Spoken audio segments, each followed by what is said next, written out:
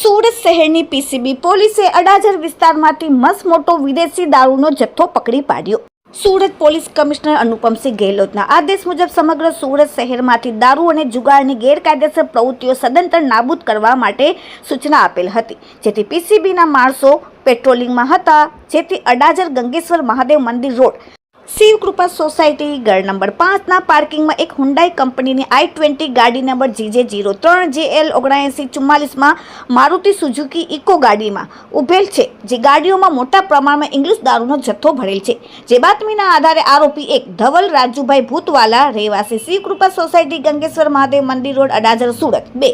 યોગેશભાઈ પાટરવડિયા રહેવાસી new residency Kim road Olpad જિલ્લો સુરત વાળાને અડાજણ ગંગેશ્વર મહાદેવ મંદિર રોડ શિવ કૃપા સોસાયટીના પાર્કિંગમાંથી ભારતીય બનાવટના વિદેશી દારૂની અલગ અલગ બ્રાન્ડની 750 મિલીલીટરની બોટલો નંગ 103 કિંમત ₹1,56,864 તથા હુન્ડાઈ કંપનીની ગાડી 1 તથા સફેદ કલરની મારુતિ સુઝુકી કંપનીની ઇકો ગાડી 2 એમ મળીને કુલ 4 લાખ અને 2 લાખ તથા મોબાઈલ ફોન નંગ 3 જે 20,500ના એમ મળીને કુલ મુદ્દામાલ ₹7,77,364નો પોલીસે કબજે કર્યો અને દારૂનો જથ્થો મોકલનાર આરોપી મન્યાને પીસીબી પોલીસે વોન્ટેડ જાહેર કરેલ છે। Bureau report, daily India TV, Surat.